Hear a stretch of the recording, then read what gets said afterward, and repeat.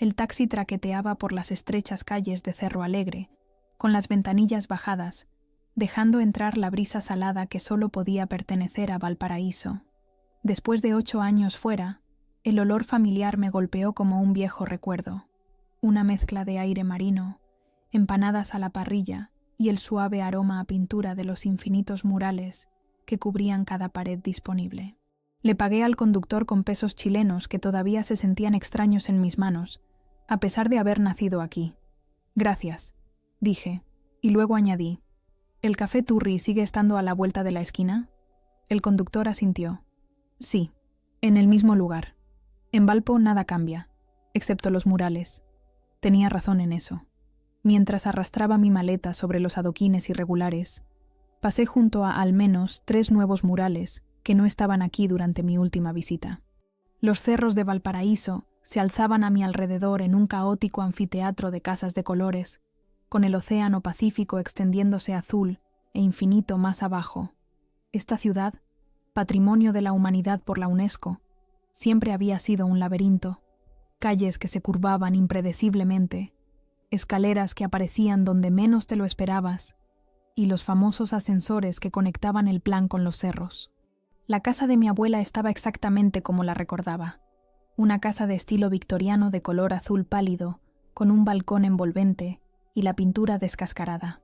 Una de las miles encaramadas precariamente en estas laderas, pero de alguna manera, inconfundiblemente suya. Me detuve en la reja, con el corazón acelerado de repente. Volver había sido una decisión de último momento después de leer su carta, pero ahora que estaba aquí, el peso de todo lo que había dejado atrás me oprimía. «¡Magdalena! ¡Magda!». La voz me sobresaltó. Al otro lado de la calle, una mujer mayor saludaba frenéticamente, con su pelo plateado recogido en un moño apretado. Me tomó un momento reconocer a la señora Rojas, la vecina de mi abuela durante más de 40 años. «Sabía que vendrías. Le dije a tu abuela que lo harías». Cruzó la calle y me abrazó, oliendo a pan y lavanda. «Te pareces a tu madre», dijo estudiando mi rostro, especialmente en los ojos. Sonreí incómodamente. Que me compararan con mi madre nunca fue algo que disfrutara. «¿Cómo está ella?», pregunté, refiriéndome a mi abuela. La expresión de la señora Rojas cambió. Terca como siempre. Los médicos le dijeron que se quedara en cama, pero cada mañana está en su balcón con su mate, mirando los barcos. Bajó la voz. «No lo dirá, pero te ha estado esperando». La reja crujió cuando la empujé. Exactamente el mismo sonido de mi infancia. «¿Sabe que vengo hoy?». «No, ya ni siquiera tiene teléfono. Dice que no necesita llamar a nadie que no esté ya aquí». La señora Rojas me dirigió una mirada significativa. «Anda, estará arriba». Los escalones hacia la puerta principal se sintieron más largos de lo que recordaba. Cada uno traía recuerdos. Bajarlos corriendo de niña, subirlos a trompicones como una adolescente borracha, bajarlos con mi maleta el día que me fui a Buenos Aires, jurando no volver jamás. Ahora estaba aquí, subiendo de nuevo como si esos 8 años hubieran sido solo una breve ausencia. La puerta no estaba cerrada con llave. Dentro, la casa olía a cera para madera y al té de hierbas que mi abuela bebía cada tarde. «¿Abuela?», llamé. No hubo respuesta. Subí por la estrecha escalera, mi mano deslizándose por el pulido pasamanos de madera. Arriba, me dirigí a su dormitorio, pero la puerta estaba abierta y la habitación vacía. En su lugar, oí el leve tintineo de una cuchara contra la porcelana proveniente del balcón. Estaba sentada de espaldas a mí, envuelta en un grueso chal de lana a pesar del suave clima primaveral. Su pelo blanco era más escaso de lo que recordaba, y sus hombros estaban más encorvados, pero su postura todavía tenía esa inconfundible dignidad. Ante ella se extendía el panorama de Valparaíso, los cerros descendiendo hasta el puerto, donde enormes buques de carga entraban y salían como gigantes de movimiento lento. «Te traje algo de Buenos Aires», dije en voz baja. No se giró, ni siquiera se inmutó, como si me hubiera estado esperando todo el tiempo. «Te tardaste bastante», dijo, su voz más áspera de lo que recordaba. «Pon la pava. Hay yerba mate en la cocina, en el mismo lugar de siempre». Ni un cálido abrazo, ni lágrimas de alegría. Solo una simple instrucción como si solo me hubiera ido por un día. Típico de la abuela. Dudé por un momento. Luego me dirigí a la cocina, tragándome mi decepción. La cocina era una cápsula del tiempo. Las mismas paredes de azulejos azules, la antigua cocina de gas, la mesa de madera donde había desayunado cada mañana durante 18 años. Llené la pava y la puse en el fuego. Luego busqué en el armario donde siempre guardaba su mate. Dentro, encontré no solo la hierba, sino una colección de fotos que nunca había visto. Yo en mi graduación universitaria, un recorte de periódico sobre la agencia de publicidad para la que trabajaba en Buenos Aires, incluso una impresión de mi perfil profesional. Había estado siguiendo mi vida todos estos años sin decir una palabra. La revelación me hizo un nudo en la garganta. Cuando volví al balcón con 2 mates humeantes, finalmente se giró para mirarme. Su rostro tenía más arrugas, pero sus ojos oscuros estaban tan agudos como siempre, captando cada detalle de mi apariencia. Así que, dijo aceptando el mate que le ofrecí, te cortaste el pelo. Me pasé los dedos por mi melena a la altura de los hombros. Hace unos años. Asintió, sin aprobar ni desaprobar. Te ves cansada. Fue un viaje largo. No me refiero a eso. Bebió un sorbo de su mate, sin apartar los ojos de mi cara. Buenos Aires no te dio lo que estabas buscando. No era una pregunta.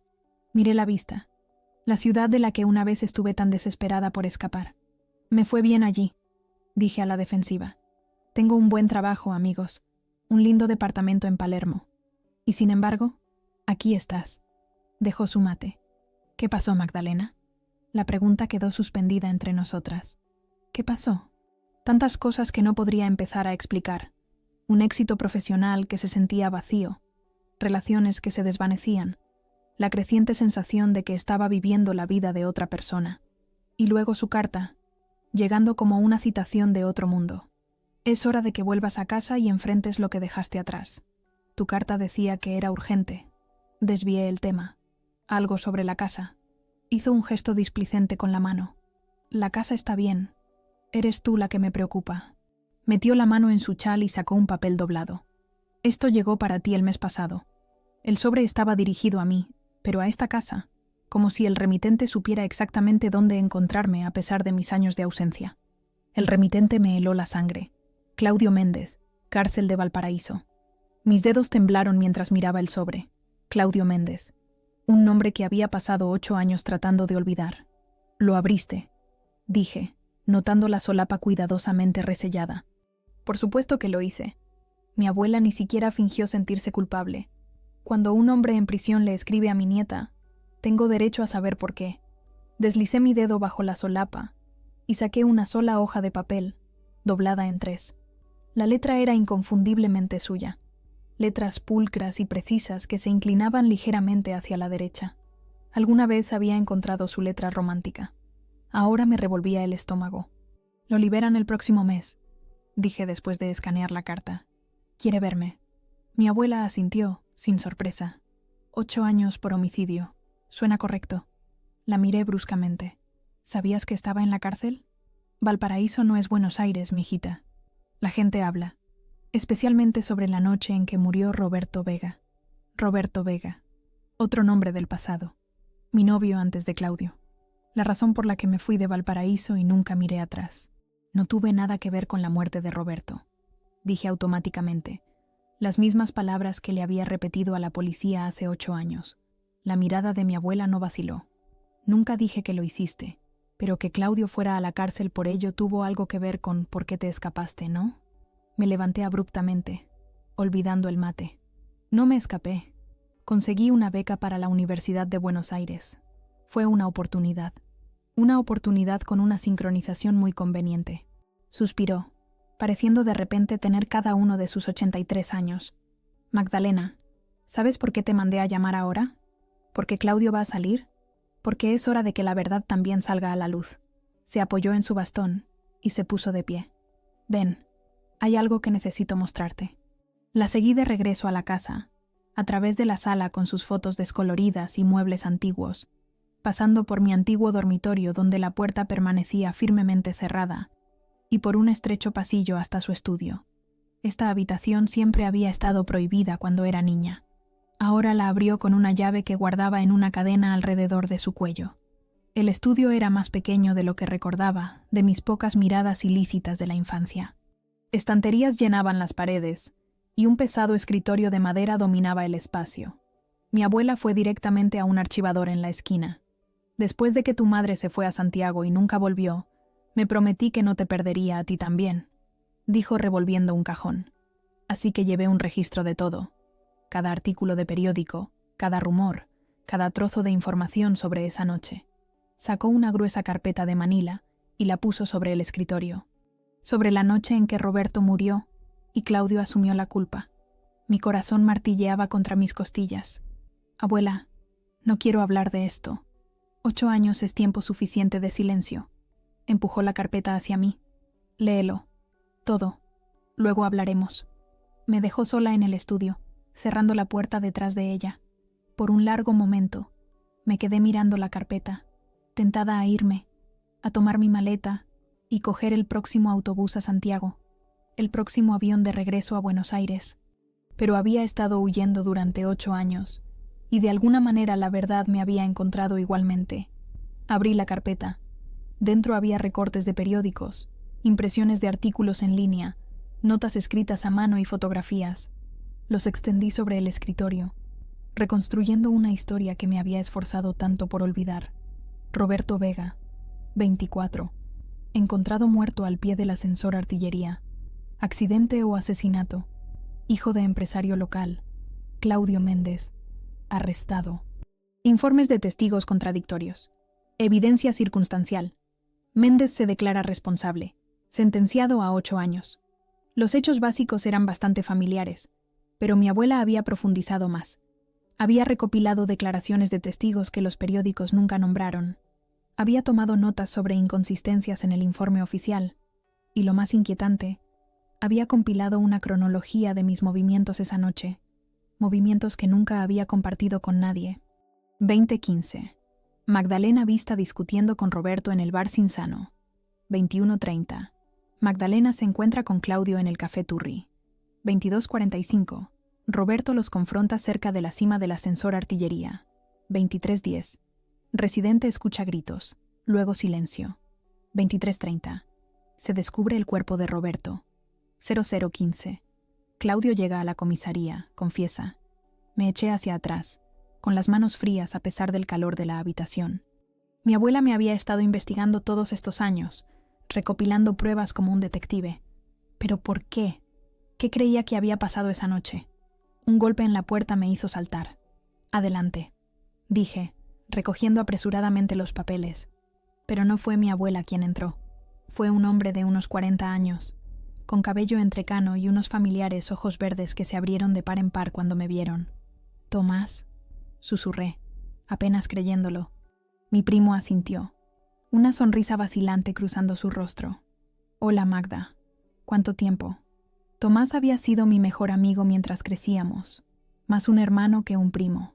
Se había ido a la Facultad de Medicina en Santiago un año antes de la muerte de Roberto, y hasta donde yo sabía, nunca había vuelto a Valparaíso. «¿Qué haces aquí?», pregunté, todavía atónita. La abuela me llamó ayer. Dijo que finalmente volvías a casa y que necesitaba mi ayuda. Miró los papeles esparcidos por el escritorio. «Veo que te ha mostrado su investigación. ¿Sabías de esto?». Cerró la puerta y se sentó frente a mí. «La he estado ayudando con esto durante los últimos 3 años. Dijo que necesitaba experiencia médica». Su expresión se volvió seria. «Magda, había inconsistencias en la autopsia de Roberto que nadie investigó. La caída no debería haberlo matado. No de la forma en que aterrizó. Me sentí mal. ¿Qué estás diciendo?». «Estoy diciendo que Roberto probablemente estaba muerto antes de caer por esa barandilla». Tomás se inclinó hacia adelante. «Y Claudio Méndez ha pasado 8 años en prisión por un crimen que la evidencia forense sugiere que no pudo haber cometido». La habitación pareció inclinarse a mi alrededor. Entonces, ¿por qué confesó? La mirada de Tomás era firme. «Eso es lo que la abuela y yo hemos estado tratando de averiguar, y creemos que tú podrías saber la respuesta». Un recuerdo lejano afloró. La voz de Claudio, urgente en la oscuridad. «Vete a casa, Magda. Yo me encargaré de todo. Solo vete a casa y olvida que esta noche ocurrió». «No sé nada», dije, Pero mi voz carecía de convicción. Tomás no insistió. En cambio, juntó los papeles en una pila más ordenada. Claudio sale el jueves, dentro de 3 días. Ha pedido reunirse con la abuela y conmigo en el Café Turri. Hizo una pausa. Dijo específicamente que tú no deberías estar allí. ¿Por qué no? No quiso decirlo. Pero Magda... Tomás vaciló. Hay algo más que deberías saber. La familia de Roberto nunca creyó que Claudio actuara solo. Han contratado a un investigador privado que ha estado haciendo preguntas por la ciudad durante meses. Deslizó una fotografía sobre el escritorio. Esto fue tomado hace 2 semanas, fuera de tu oficina en Buenos Aires. La imagen me mostraba saliendo de mi edificio, sin darme cuenta de que me observaban. Al fondo, parcialmente oculto pero inconfundible, había un hombre que reconocí, el hermano mayor de Roberto, Diego. Te encontraron, dijo Tomás en voz baja. Y si la abuela no te hubiera traído de vuelta aquí, donde podemos protegerte, quién sabe qué podría haber pasado. Miré la fotografía, recordando el rostro de Diego Vega en el funeral de Roberto, retorcido por el dolor y la rabia, sus ojos encontrando los míos con una mirada de tanto odio que había perseguido mis sueños durante meses. ¿Qué cree que hice? Susurré. Cree que tú y Claudio planearon la muerte de Roberto juntos, y que Claudio asumió la culpa para protegerte. La voz de Tomás era suave pero firme. ¿Lo hizo, Magda? ¿Eso fue lo que pasó? Antes de que pudiera responder, la puerta del estudio se abrió de golpe. Mi abuela estaba allí, con el rostro pálido. Diego Vega está aquí, dijo. Está en la reja, exigiendo hablar con Magdalena. Tomás se levantó rápidamente. Yo me encargo de esto. No, dije poniéndome de pie. 8 años de huida de repente parecían inútiles, agotadores. Hablaré con él. Mi abuela me agarró del brazo. ¿Estás segura de que es prudente? Ya no estaba segura de nada, excepto de que no podía seguir escondiéndome. Es hora de enfrentar lo que dejé atrás, dije, repitiendo sus palabras de la carta. ¿No es por eso que me trajiste de vuelta? Estudió mi rostro por un largo momento. Luego asintió.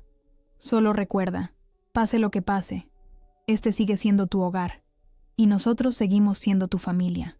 Mientras caminaba por el pasillo hacia la puerta principal, podía ver la silueta de Diego a través del vidrio esmerilado, de hombros anchos e imponente, tal como lo recordaba. Mis manos ya no temblaban. En cambio, una extraña calma se había apoderado de mí, del tipo que llega cuando finalmente dejas de correr y te giras para enfrentar a tu perseguidor. Abrí la puerta. Diego Vega parecía mayor de lo que recordaba. Su cabello, antes negro, estaba veteado de gris, y profundas líneas enmarcaban su boca, pero sus ojos, oscuros e intensos como los de Roberto, no habían cambiado. Se abrieron ligeramente cuando me vio, como si no hubiera creído del todo que yo realmente estaría aquí.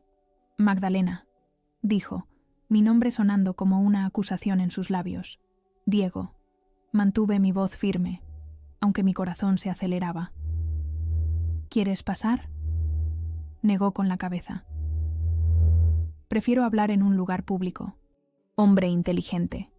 No confiaba en mí y, honestamente, yo tampoco confiaba en él. Después de lo que Tomás acababa de decirme, ya no estaba segura de quién cazaba a quién. Bien, hay un café bajando el cerro. Podemos ir caminando. Salí, cerrando la puerta detrás de mí. Ninguno de los dos habló mientras recorríamos las empinadas calles, pasando junto a los vibrantes murales y edificios pintados de colores improbables. Los cerros de Valparaíso siempre se habían sentido como un organismo vivo, sinuoso e impredecible, muy parecido a su gente. Hoy, cada esquina parecía guardar un recuerdo que había intentado enterrar. El lugar donde Roberto me besó por primera vez.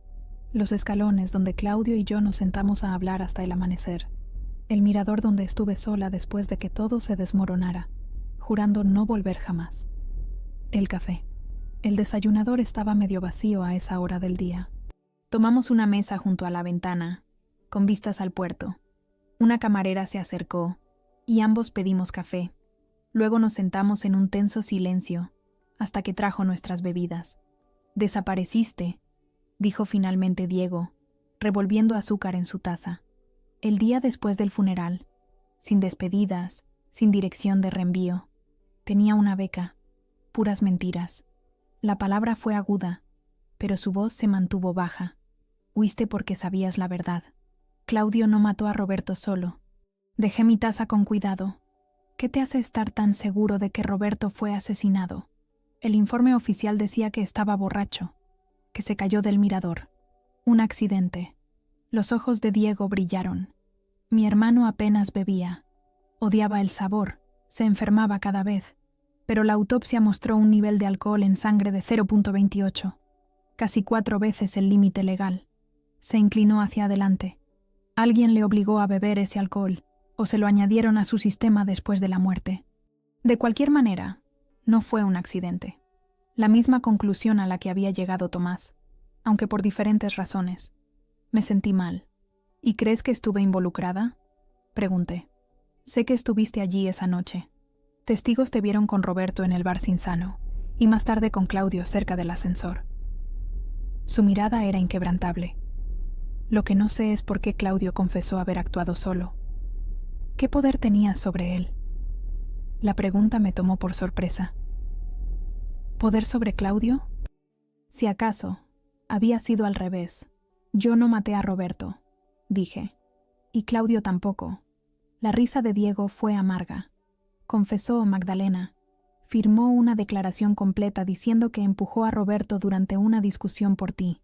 Mintió. Las palabras salieron antes de que pudiera detenerlas. Diego se quedó muy quieto. Sigue hablando.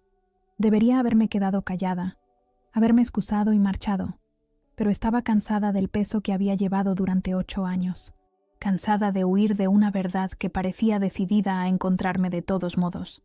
Roberto ya estaba muerto cuando lo encontramos, dije en voz baja. Al pie del ascensor, los nudillos de Diego se pusieron blancos alrededor de su taza. ¿Encontramos? Claudio y yo. Volvíamos a casa desde el Café Turri. Oímos un grito, luego un golpe seco. Tragué saliva. El recuerdo de repente vívido. Corrimos a ver qué pasaba. Estaba oscuro, pero podíamos distinguir a alguien al pie de los escalones. Cuando nos acercamos, nos dimos cuenta de que era Roberto. ¿Y no pedisteis ayuda? ¿No llamasteis a la policía? Claudio comprobó el pulso. No había. Miré mi café, incapaz de encontrar la mirada de Diego. Entramos en pánico. Roberto y yo habíamos discutido esa noche en el bar Cinzano. Todo el mundo lo vio. Y allí estaba yo con Claudio, el rival de Roberto. ¿Cómo se vería eso? Así que lo dejasteis allí. La voz de Diego era plana. Dejasteis el cuerpo de mi hermano al pie de esas escaleras y os marchasteis. Claudio dijo que deberíamos informarlo de forma anónima.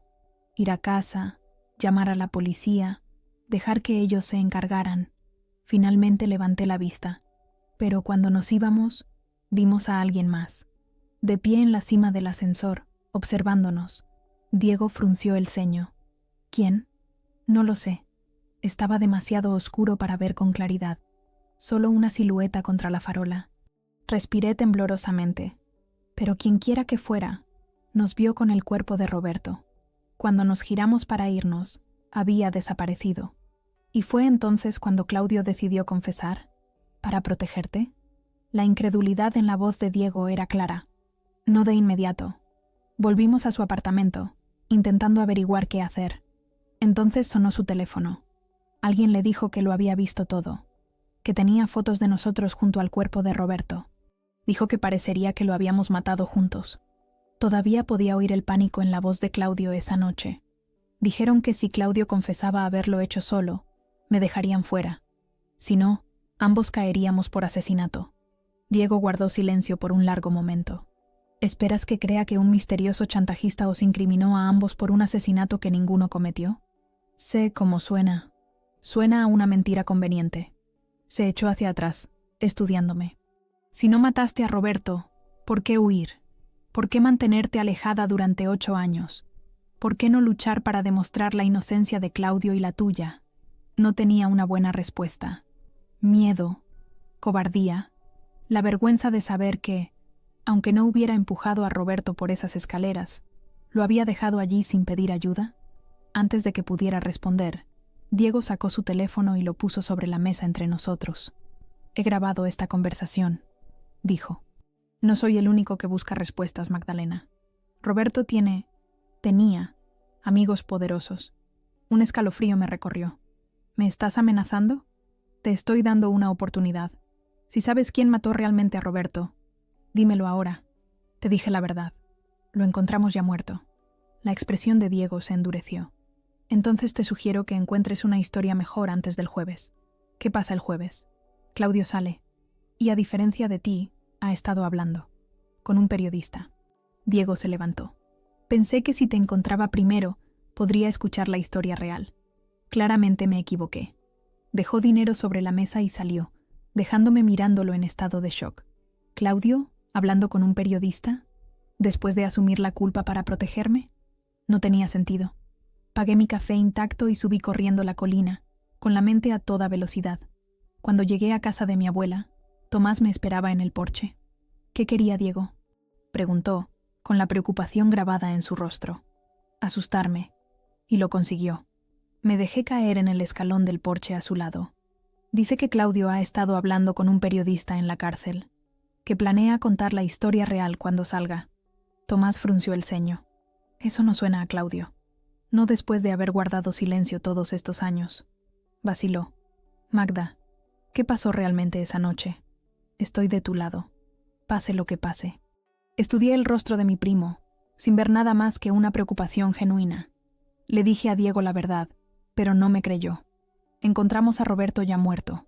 Alguien nos vio allí y chantajeó a Claudio para que confesara. ¿Viste quién era? ¿El chantajista? Negué con la cabeza. Solo una voz por teléfono. Pero sabían cosas, Tomás. Detalles que solo alguien que estuvo allí podría haber sabido. Tomás se quedó callado un momento. Muéstrame exactamente dónde encontraste a Roberto. Esta noche, cuando oscurezca.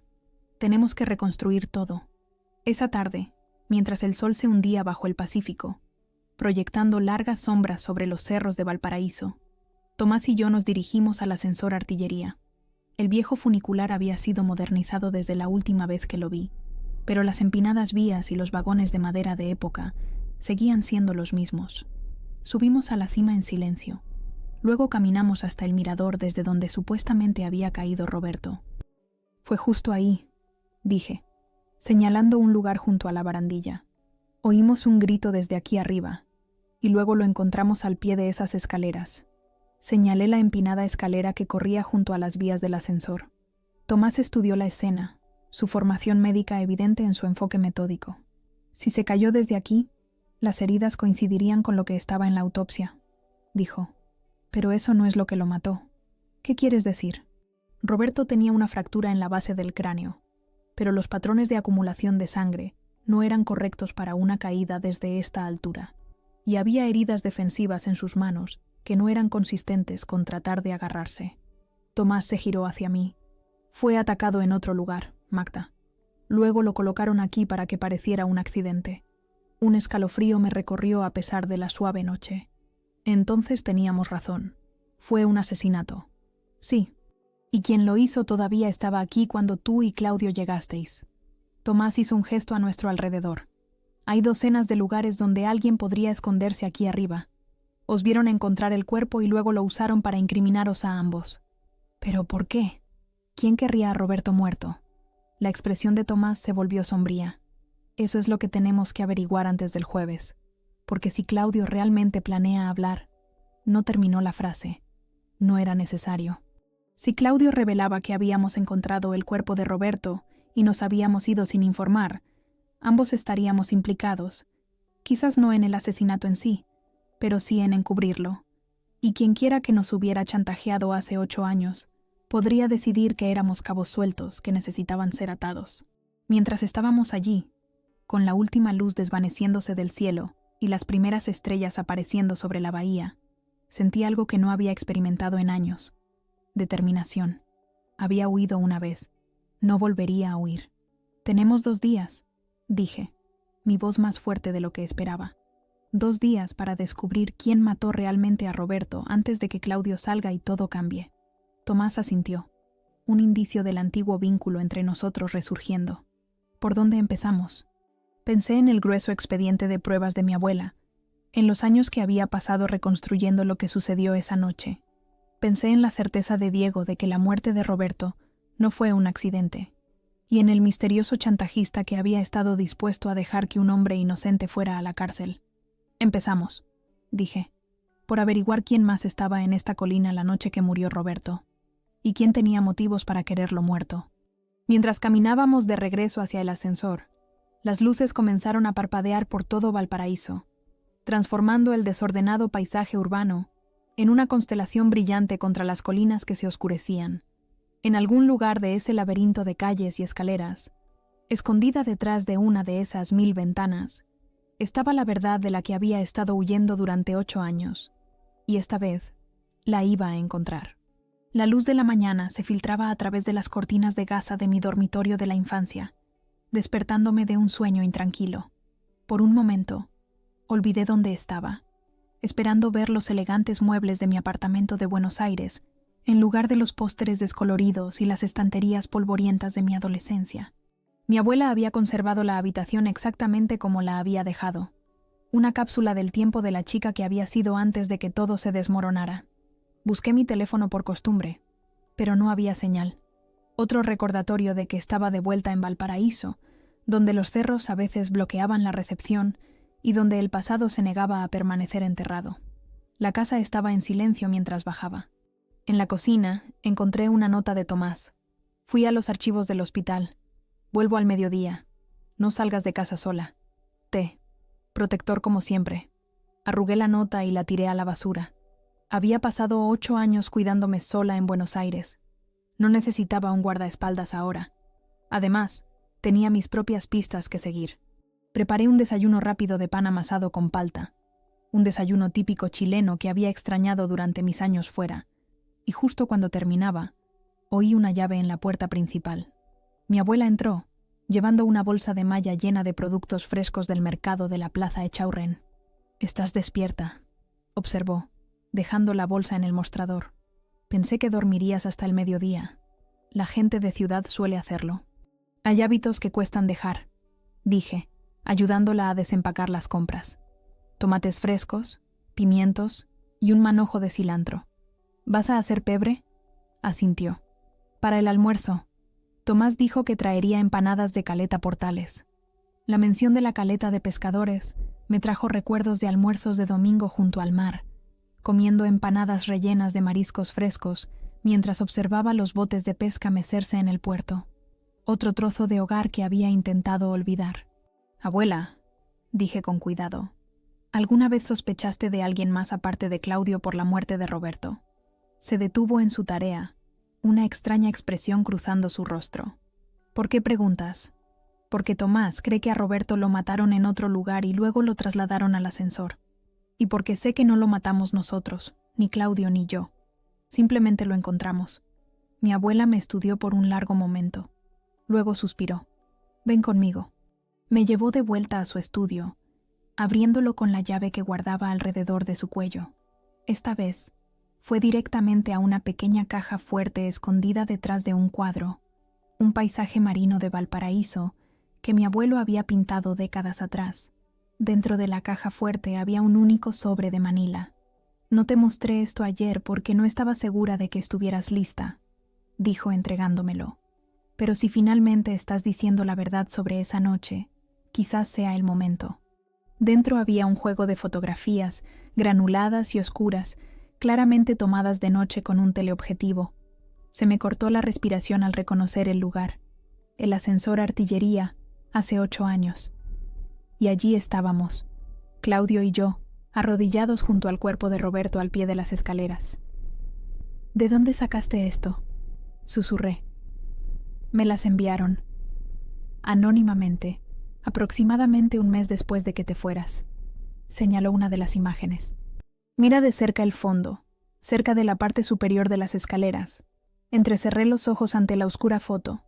Allí, apenas visible en las sombras, había una figura observándonos. Un escalofrío me recorrió la espalda. ¿Quién es? No lo sé, pero quien tomó estas fotos no era el único que os observaba esa noche. Tocó la figura sombría. «Este es tu chantajista, creo. O al menos está conectado con ellos». Miré fijamente la imagen granulada, tratando de distinguir algún rasgo identificativo, pero la figura estaba demasiado lejana. demasiado oscurecida por la oscuridad. ¿Le has mostrado esto a Tomás? Negó con la cabeza. Solo a otra persona. Al sargento Fuentes, un viejo amigo del departamento de policía. Ahora está retirado, pero aceptó investigarlo discretamente. ¿Y? Identificó la cámara por la marca de agua de la tienda de fotografía. Era un modelo de alta gama, no muy común en Valparaíso en esa época. Parecía preocupada. Solo 3 personas en la ciudad tenían una. Un fotógrafo profesional llamado Miguel Soto, el director del periódico El Mercurio de Valparaíso y... ¿Y quién más? Diego Vega. Los ojos de mi abuela se encontraron con los míos. El hermano de Roberto. La revelación me golpeó como un golpe físico. ¿Diego? ¿Tomando fotos de nosotros encontrando el cuerpo de su hermano? No tenía sentido. Eso es imposible, dije. Diego quería a Roberto, y ha estado buscando la verdad durante 8 años. ¿Por qué nos fotografiaría en lugar de pedir ayuda? No lo sé. Mi abuela pareció de repente cansada. Pero el momento es extraño, ¿no crees? Estas fotos fueron tomadas la noche que murió Roberto, pero Diego nunca mencionó haberos visto allí cuando habló con la policía. Y ahora, justo cuando Claudio está siendo liberado, ¿aparece en nuestra puerta? Me dejé caer en una silla, tratando de procesar esta nueva información. Si Diego había tomado estas fotos, ¿significaba que sabía más sobre la muerte de su hermano de lo que había admitido? O peor, estaba involucrado de alguna manera. Tenemos que hablar con el sargento Fuentes, dije. Nos está esperando. Mi abuela miró su reloj. Tenemos justo el tiempo para coger el próximo autobús a Playa Ancha. Mientras nos abríamos paso por las sinuosas calles hacia la parada del autobús, me sentí expuesta, vulnerable. Cada transeúnte parecía sospechoso, cada sombra potencialmente ocultando a alguien que nos observaba. El trazado laberíntico de Valparaíso, antes tan familiar y reconfortante, ahora se sentía amenazante. El autobús a Playa Ancha estaba lleno de estudiantes universitarios que se dirigían a clases en la Universidad de Valparaíso. Nos sentamos cerca de la parte de atrás, mi abuela mirando por la ventana la ciudad que se extendía debajo de nosotros mientras subíamos más alto por los cerros. «¿Sabes?», dijo en voz baja, «tu madre también se fue de esta ciudad. Dijo que era demasiado pequeña, demasiado provinciana para alguien con sus ambiciones». Un toque de viejo dolor coloreó su voz. Nunca entendió que Valparaíso no es solo un lugar, es un estado de ánimo. La gente que pertenece aquí siempre encuentra el camino de regreso. Pensé en mi apresurada partida hace 8 años, en el alivio que sentí mientras el autobús a Santiago me alejaba de la escena de la muerte de Roberto. ¿Alguna vez había pertenecido realmente aquí? ¿O era solo otra visitante de paso, como los turistas de los cruceros que subían los cerros por un día antes de regresar a sus hoteles flotantes? El sargento Fuentes vivía en un modesto apartamento cerca de la universidad, con un balcón con vistas al Pacífico. Era mayor de lo que recordaba. Su bigote antes negro, ahora completamente gris, pero sus ojos estaban tan agudos como siempre. «Magdalena Reyes», dijo al abrir la puerta. «Has crecido.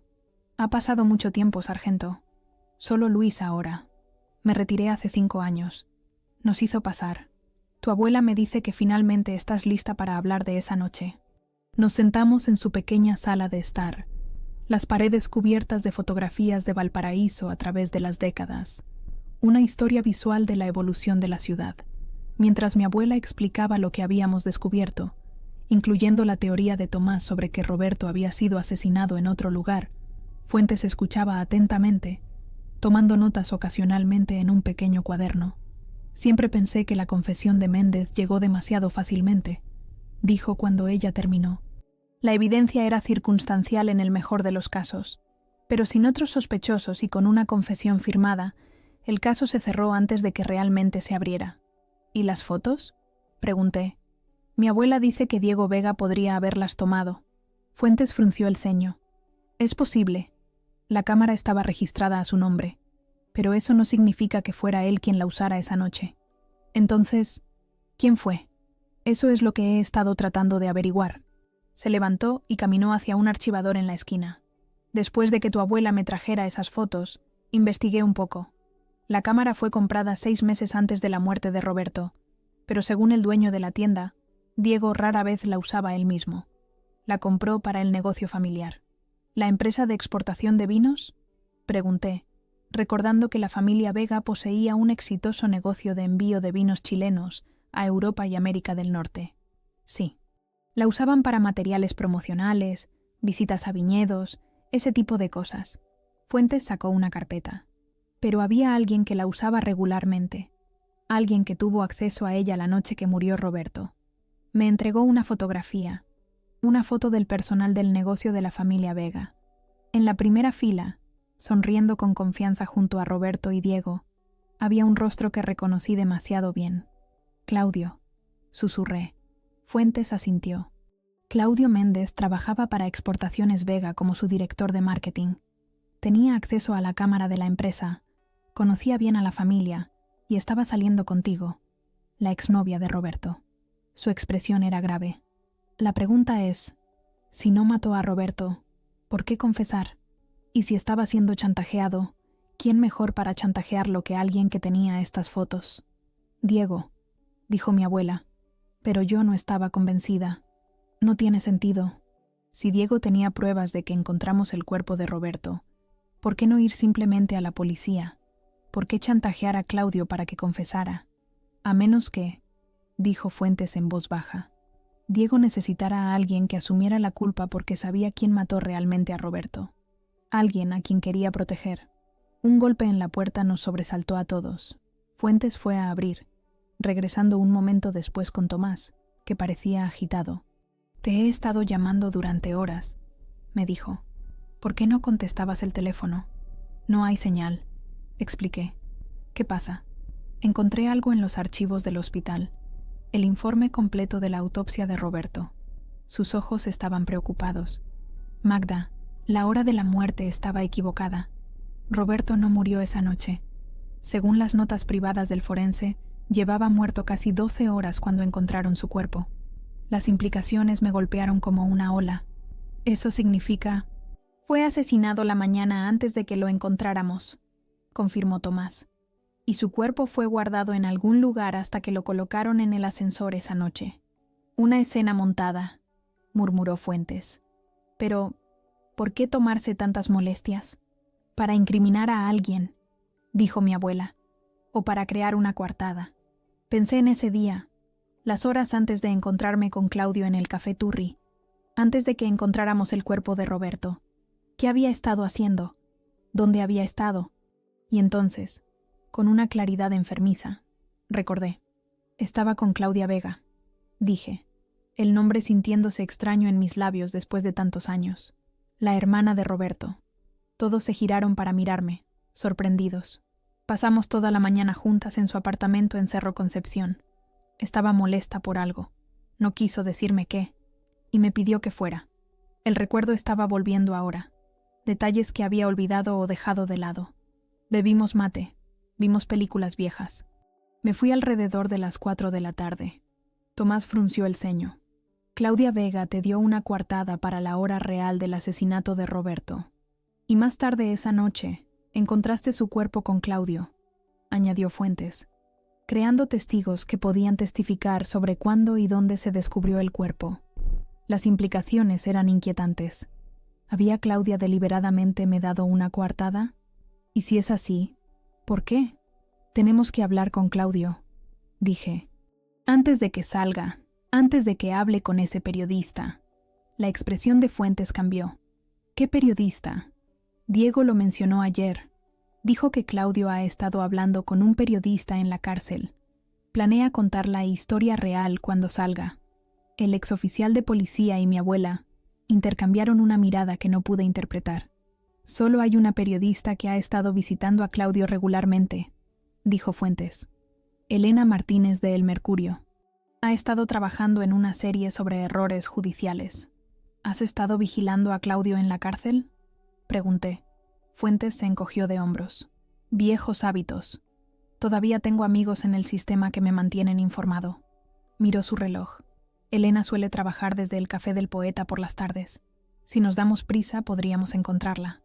Dejamos Playa Ancha en el siguiente autobús, descendiendo de nuevo hacia el corazón de la ciudad. El Café del Poeta era un lugar de encuentro literario en Cerro Alegre, conocido por su excelente café y los escritores, periodistas y artistas que lo frecuentaban. Al entrar, el rico aroma de los granos recién molidos nos envolvió, junto con el suave murmullo de la conversación y el ocasional clic de las teclas de los portátiles. Elena Martínez era fácil de detectar. Una mujer de unos 30 años con el pelo negro y rizado, recogido en un moño desordenado, rodeada de cuadernos y un portátil lleno de pegatinas de varios medios de comunicación internacionales. Levantó la vista cuando nos acercamos, un destello de reconocimiento en sus ojos al ver a Fuentes. «Sargento», dijo. «Qué sorpresa. Solo Luis ahora, Elena. ¿Te importa si nos unimos a ti?» Señaló las sillas vacías de su mesa, con los ojos curiosos mientras observaba a nuestro grupo. «¿Qué trae al ex mejor detective de Valparaíso a mi humilde oficina?» «Claudio Méndez», dijo sin preámbulos. Su expresión cambió sutilmente. «¿Qué pasa con él?» «Lo has estado visitando en la cárcel», dije. «¿Por qué?» Me estudió más de cerca. «Eres Magdalena Reyes». No era una pregunta. «Claudio te ha mencionado». Un escalofrío me recorrió. ¿Qué dijo? Elena cerró su portátil. «Eso depende de quién pregunte y por qué». Fuentes se inclinó hacia adelante. «Elena, esto es importante. Tenemos razones para creer que Claudio fue condenado injustamente, que confesó un crimen que no cometió. Lo sé». Su tranquila respuesta nos sorprendió a todos. «Esa es la historia en la que he estado trabajando durante los últimos 6 meses. Hombre inocente cumple 8 años por un crimen que no cometió. Sería más grande si hubiera cumplido su sentencia completa, pero la libertad anticipada por buena conducta sigue siendo un titular convincente. ¿Crees que es inocente?», pregunté. «Sé que lo es». Sacó una grabadora digital de su bolso. «Porque tengo pruebas». Escuchamos en un silencio atónito mientras reproducía una grabación. La voz de Claudio, más vieja y curtida de lo que recordaba, pero todavía inconfundiblemente suya. «No maté a Roberto Vega. Confesé porque amenazaron a Magdalena. Dijeron que tenían pruebas que nos implicarían a ambos, que ambos iríamos a la cárcel de por vida si no asumía la culpa solo». «¿Quién te amenazó?», preguntaba la voz de Elena en la grabación. Una larga pausa. Nunca vi su rostro. Solo recibía llamadas, pero sabían cosas que solo alguien cercano a la familia Vega sabría. ¿Cómo qué? Como el hecho de que Roberto había cambiado su testamento 2 semanas antes de morir. Dejó fuera a sus hermanos. Le dejó todo a su madre. Otra pausa. Nadie fuera de la familia sabía eso. Causó una gran pelea. Elena detuvo la grabación. «Hay más, pero os hacéis una idea. Claudio mantiene su inocencia. Afirma que fue chantajeado para confesar y cree que alguien de la familia Vega estuvo involucrado». «¿Por qué habla ahora, después de 8 años de silencio?», preguntó Tomás. «Porque se está muriendo». La voz de Elena se suavizó. «Cáncer. Terminal. Los médicos le dan 6 meses, quizás menos. Es por eso que le concedieron la libertad anticipada, por motivos compasivos». La noticia me golpeó como un golpe físico. «Claudio, ¿muriendo?». La imagen de él que había llevado todos estos años era joven, vibrante, llena de vida. La idea de que se estuviera desvaneciendo parecía imposible. «¿Diego lo sabe?», pregunté. «No lo creo». Elena hojeó su cuaderno. «Claudio dijo que la familia Vega cortó todo contacto después del juicio. Sin visitas, sin cartas. La única que intentó contactar fue Claudia, pero Claudio se negó a verla». «¿Claudia?». Eso me llamó la atención. ¿Por qué intentaría contactarlo? No quiso decirlo, solo que no podía enfrentarla. Elena pareció pensativa. Claramente había mala sangre allí, más allá de lo obvio. Recordé el comportamiento de Claudia la mañana de la muerte de Roberto. Distraída, molesta, insistente en que me quedara con ella. ¿Sabía lo que estaba pasando? ¿Me había mantenido alejada deliberadamente? «Tenemos que ver a Claudio», dije. «Antes de que salga, antes de que Diego o cualquier otra persona pueda llegar a él». Elena negó con la cabeza. «Imposible. No se permiten visitas en la última semana antes de la liberación. Protocolo de seguridad».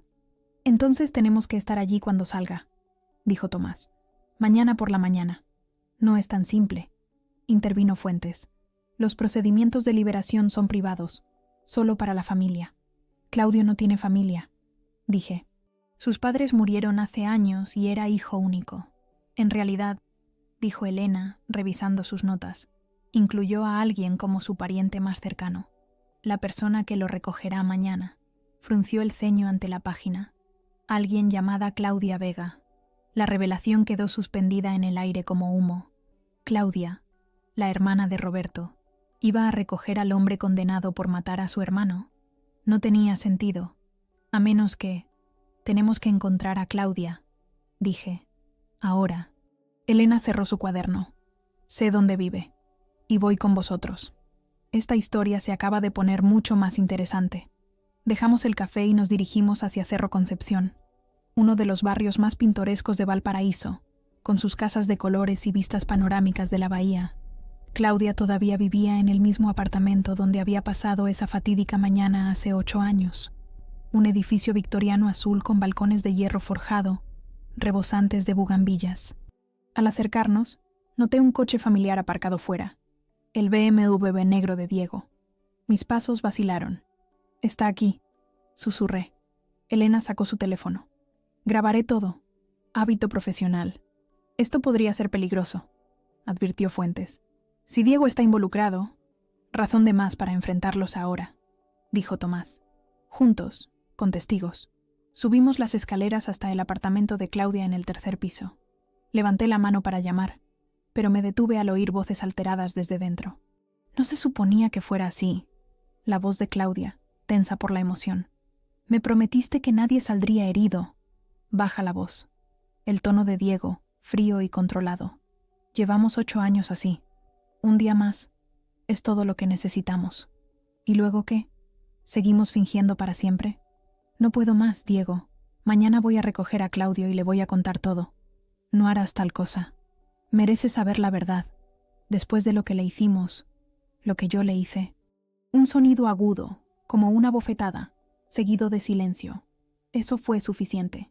Fuentes llamó con fuerza, su voz llevando la autoridad de su antiguo cargo. «¡Policía! ¡Abran la puerta!». Se oyeron pasos y la puerta se abrió. Claudia estaba allí, con el rostro pálido y una marca roja floreciendo en su mejilla. Detrás de ella, Diego parecía atónito al vernos. «¿Magdalena?», susurró Claudia. «¿Qué haces aquí?». «Buscando la verdad», dije, entrando sin esperar una invitación. «Sobre Roberto. Sobre por qué confesó Claudio.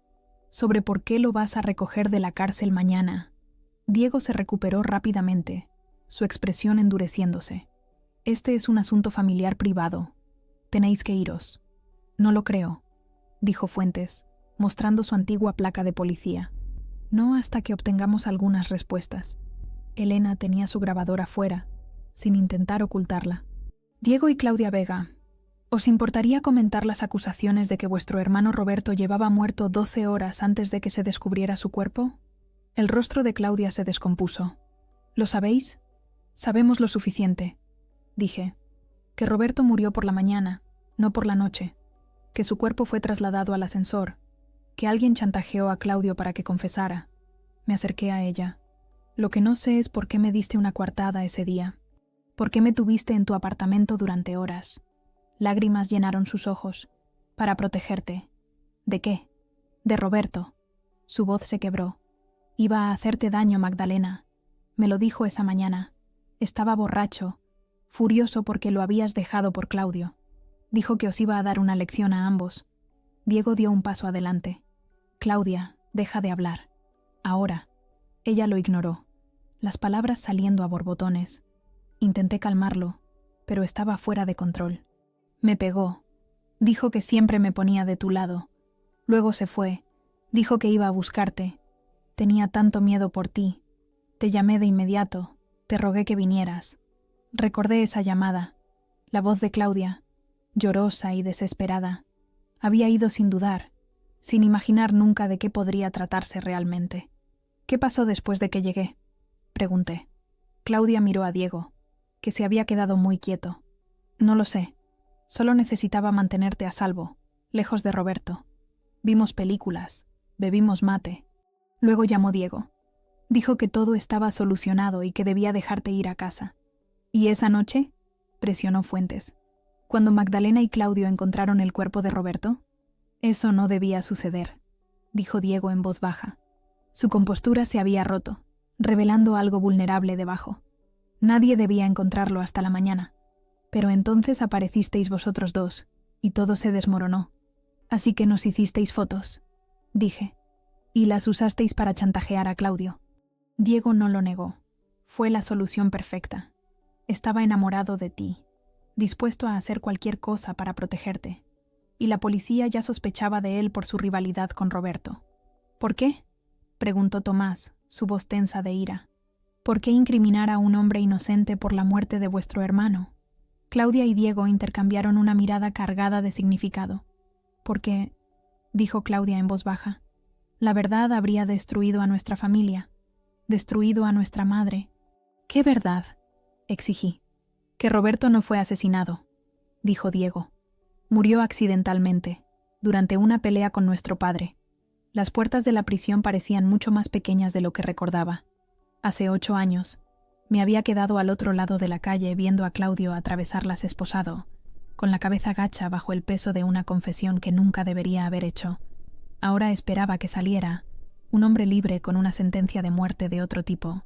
El amanecer apenas rompía sobre Valparaíso, pintando los cerros con una suave luz rosada. La ciudad todavía se estaba despertando. Algunos trabajadores madrugadores se dirigían al puerto. Los vendedores ambulantes montaban sus carros. Los barcos de pesca salían a la bahía. Ninguno de ellos era consciente de que un hombre que había pasado 8 años en prisión por un crimen que no cometió estaba a punto de reincorporarse a su mundo. Después del enfrentamiento en el apartamento de Claudia, todo había sucedido rápidamente. La grabadora de Elena había capturado la confesión de Diego de que su padre, el respetado empresario Alfonso Vega, había matado accidentalmente a Roberto durante una discusión sobre el testamento cambiado. El anciano Vega, devastado por lo que le había hecho a su propio hijo, había sufrido un infarto fatal horas después. Fue un caos, había explicado Diego con la voz hueca. 2 muertes en un día. Nuestra madre estaba en shock. No podíamos decirle que papá había matado a Roberto, ni siquiera accidentalmente. La habría destrozado.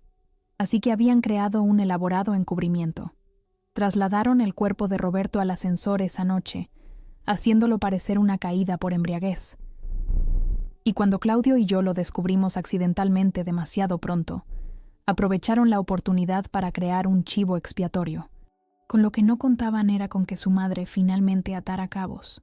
Elena había verificado que Teresa Vega, después de años de silenciosa sospecha, finalmente había conseguido que Diego confesara la verdad poco antes de su propia muerte por cáncer hace 2 años. Su último acto había sido contactar a Elena, poniendo en marcha la investigación que finalmente liberaría a Claudio. Ahora estábamos todos aquí. Yo, Tomás, mi abuela, Elena con su grabadora, e incluso Fuentes, que había convencido a las autoridades penitenciarias para que nos permitieran a todos presenciar la liberación. La única persona que faltaba era Claudia, quien tenía programado recoger a Claudio, pero ahora estaba bajo custodia policial, junto con Diego, enfrentando cargos por su papel en el encubrimiento. Ahí está, murmuró Elena, levantando su cámara. Las puertas se abrieron y Claudio salió, con una pequeña bolsa con sus pocas pertenencias colgada del hombro. Estaba más delgado de lo que recordaba. Su cabello antes negro y espeso, ahora veteado de gris. Su rostro con más arrugas de sus 36 años. Pero sus ojos, esos ojos oscuros e intensos que una vez me habían mirado con tanta devoción, eran los mismos. Se detuvo cuando nos vio, esperando claramente solo a Claudia. La confusión cruzó su rostro, seguida de reconocimiento cuando su mirada se posó en mí. «Magdalena», dijo, su voz más áspera de lo que recordaba. «Hola, Claudio». Sentí un nudo en la garganta. «Tenemos que hablar». Una pequeña y cansada sonrisa apareció en sus labios. «Me imaginé que aparecerías en algún momento. Diego mencionó que estabas de vuelta en la ciudad. ¿Has visto a Diego?», preguntó Tomás bruscamente. «La semana pasada. Vino a advertirme que no hablara con la prensa». Claudio se encogió de hombros. «Un poco tarde para eso». Elena se adelantó, grabadora en mano. «Claudio, ¿sabías que Diego y Claudia Vega han sido arrestados? ¿Que han confesado haberte incriminado por la muerte de su hermano?» La sorpresa parpadeó en su rostro. Luego algo más. Alivio, quizás. «No, pero no me sorprende. Siempre sospeché que Diego estaba detrás del chantaje. Me miró. ¿Es verdad? ¿Realmente confesaron? Asentí. Lo sabemos todo, Claudio. Sobre la pelea de Roberto con su padre, sobre cómo movieron su cuerpo al ascensor, sobre el chantaje. Dudé. ¿Por qué nunca me dijiste lo que tenían contra ti? ¿De qué habría servido? Estabas a salvo en Buenos Aires, construyendo una nueva vida. Yo ya estaba en la cárcel. Apartó la mirada. Además, tomé mi decisión. No me arrepiento. Un taxi se detuvo a nuestro lado y mi abuela se adelantó. Esta conversación es mejor continuarla en un lugar privado. Claudio, te quedarás con nosotros esta noche. La prensa estará pululando una vez que esta historia salga a la luz. Pareció sorprendido por la oferta, pero no se negó. Nos metimos en el taxi, Claudio sentado entre Tomás y yo, una extraña tensión llenando el pequeño espacio. Mientras conducíamos por la ciudad que despertaba, lo vi mirar por la ventana con una expresión de asombro, observando las casas de colores y los murales, los destellos del océano entre los edificios, como si los viera por primera vez. Ha cambiado, dijo en voz baja. Más turistas, más cafés elegantes. La esencia es la misma, respondió mi abuela. Valparaíso se dobla pero no se rompe. Asintió. Luego hizo una mueca de dolor, presionándose una mano en el costado. ¿Te duele?, preguntó Tomás, sus instintos de médico activándose. Viene y va. La sonrisa de Claudio era forzada. Nada que no pueda manejar. Elena nos contó lo del cáncer. Dije en voz baja. ¿Por qué no dijiste nada en tu carta? ¿Cuál habría sido el punto? ¿Hacerte volver por lástima? Negó con la cabeza. Solo quería verte una última vez. Asegurarme de que estabas bien. Que el sacrificio valió la pena. Las palabras me golpearon como un mazazo. Todos estos años, mientras yo construía una carrera en Buenos Aires, él había estado encerrado, sabiendo que era inocente, y finalmente enfrentando una sentencia de muerte de otro tipo. Y aún así, su preocupación era por mí. No valió la pena, dije, mi voz quebrándose. Nada valdría lo que te quitaron. Me miró entonces, realmente me miró, y vi un destello del antiguo Claudio, el hombre apasionado y de principios del que me había enamorado hace tantos años. La libertad no es solo estar físicamente libre, Magdalena. Es poder vivir contigo mismo. No podría haber vivido conmigo mismo si te hubiera pasado algo. Cuando llegamos a casa de mi abuela, Elena y Fuentes nos dejaron, prometiendo volver más tarde con actualizaciones sobre los procedimientos legales contra Diego y Claudia. Dentro, mi abuela se ocupó de preparar el desayuno.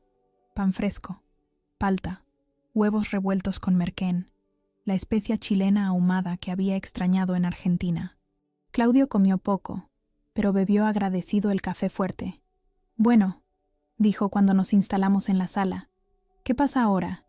Ahora estás exonerado, dijo Tomás. La historia de Elena saldrá esta tarde. La policía tiene las confesiones de Diego y Claudia. Tu condena será anulada. Y serás compensado, añadió mi abuela. El Estado paga por encarcelamiento injusto. No compensará lo que perdiste, pero es algo. La risa de Claudio fue hueca. El dinero no le importa mucho a un hombre moribundo. Me miró. Lo que quiero saber es qué vas a hacer tú, Magdalena. ¿Volver a Buenos Aires? Tu vida está allí ahora. No había pensado tan a futuro. Desde que volví a Valparaíso, había estado tan concentrada en descubrir la verdad sobre la muerte de Roberto, que no había considerado lo que vendría después. No lo sé, admití. Mi trabajo, mi apartamento, todo está en Buenos Aires, pero estar de vuelta aquí. Miré alrededor de la habitación, las paredes familiares de la casa de mi infancia, la vista de la bahía a través de la ventana. Siento como si nunca me hubiera ido realmente. Valparaíso tiene ese efecto, dijo Claudio en voz baja. Te atrae de vuelta. Más tarde, mientras mi abuela descansaba y Tomás hacía llamadas sobre las opciones médicas de Claudio, me encontré a solas con él en el balcón.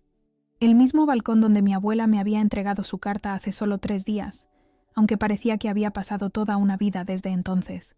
Lo siento, dije, rompiendo el silencio entre nosotros, por haberme ido como lo hice, por no luchar más para demostrar tu inocencia. No tienes nada de qué disculparte. Eras poco más que una niña, asustada y confundida. Diego y Claudia nos manipularon a ambos. Se apoyó en la barandilla mirando el océano. Además, si te hubieras quedado, podrían haber encontrado una manera de implicarte también. Al menos en Buenos Aires, estabas a salvo. Pero no feliz, admití. No realmente. Construí una vida allí, pero siempre se sintió temporal, como si solo estuviera de paso. Me estudió por un largo momento. Y ahora siento que me han dado una segunda oportunidad, para hacer las cosas bien, para ser honesta sobre lo que pasó. Dudé, para dejar de correr. Una pequeña sonrisa apareció en sus labios. Más vale tarde que nunca. Nos quedamos en un silencio cómplice, observando los barcos en el puerto, las gaviotas volando en círculos, el flujo interminable de vida en la ciudad de abajo. Después de un rato, Claudio volvió a hablar. No me queda mucho tiempo, Magdalena. Meses, no años. Pero me gustaría pasarlos aquí, en Valparaíso, hacer las paces con este lugar antes de irme. Podrías quedarte aquí, ofrecí impulsivamente, con nosotros. Mi abuela tiene mucho espacio, y Tomás podría ayudar con tu atención médica. La sorpresa parpadeó en su rostro. ¿Harías eso? ¿Después de todo? Especialmente después de todo. Me encontré buscando su mano, el gesto natural a pesar de los años y la distancia entre nosotros. Sacrificaste 8 años de tu vida por mí, Claudio. Déjame darte el tiempo que pueda a cambio. Sus dedos se apretaron alrededor de los míos, y por un momento fuimos transportados al pasado, 2 jóvenes de pie en una ladera de Valparaíso, llenos de sueños y planes para el futuro. El futuro había resultado diferente de lo que cualquiera de los dos había imaginado, moldeado por mentiras, sacrificios y años perdidos. Pero quizás, en el tiempo que nos quedaba, podríamos encontrar una medida de paz. Hay algo que nunca te dije, dijo después de un rato. Algo que debería haber dicho antes de que me llevaran. ¿Qué? No confesé solo porque Diego me estaba chantajeando. Confesé porque pensé que te estaba protegiendo de algo peor. Sus ojos se encontraron con los míos. La noche anterior, cuando encontramos el cuerpo de Roberto, vi a alguien observándonos desde la cima del ascensor. No pude distinguir su rostro, pero reconocí la silueta. Un escalofrío me recorrió. ¿Quién era? Claudia.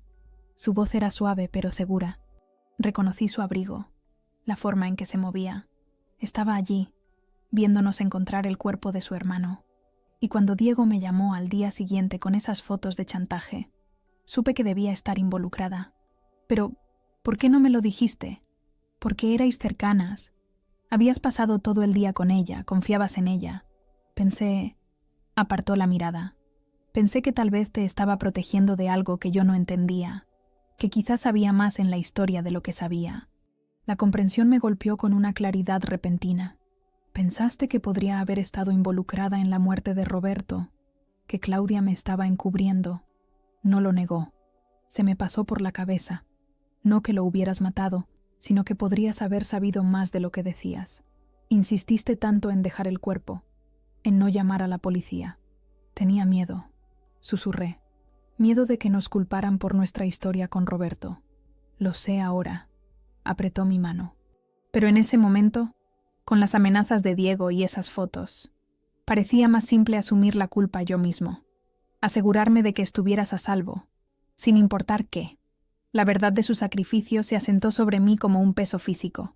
8 años en prisión, no solo para protegerme del chantaje, sino de sus propias dudas, de sus propios miedos sobre lo que podría haber pasado ese día. No merecía ese tipo de lealtad, dije. Quizás no. Su sonrisa era triste pero genuina. Pero el amor no se trata de merecer, Magdalena. Se trata de elegir. Y yo te elegí a ti. A lo lejos, la niebla entraba desde el Pacífico, envolviendo las partes bajas de la ciudad en un suave manto gris mientras los cerros superiores permanecían bajo el sol. La naturaleza dual de Valparaíso, atrapada entre la luz y la sombra, la tierra y el mar, como nosotros, pensé, como todos nosotros, tratando de encontrar nuestro camino a través de la niebla del pasado hacia la luz que quedara. Quédate, dije de nuevo, más segura esta vez. Quédate aquí con nosotros, conmigo. El tiempo que te quede, no desperdiciemos más. Claudio me miró por un largo momento. Luego asintió. un peso pareciendo levantarse de sus hombros. «Me gustaría», dijo simplemente. Debajo de nosotros sonó la sirena de un barco, profunda y resonante, anunciando su partida del puerto. Pero aquí arriba en el cerro, en la casa de mi abuela con su vista de toda la bahía, nos quedábamos. Estábamos en casa.